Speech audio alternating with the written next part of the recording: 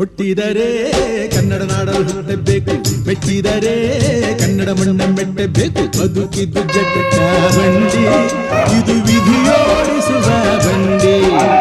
ಬದುಕಿದ್ದು ಜಟಕ ಬಂಡಿ, ವಿಧಿ ಅಲೆದಾಡಿಸುವ ಬಂಡಿ. ಹುಟ್ಟಿದರೆ ಕನ್ನಡ ನಾಡಲು ಹುಟ್ಟಬೇಕು, ಮೆಟ್ಟಿದರೆ ಕನ್ನಡ ಮಣ್ಣ ಮೆಟ್ಟಬೇಕು.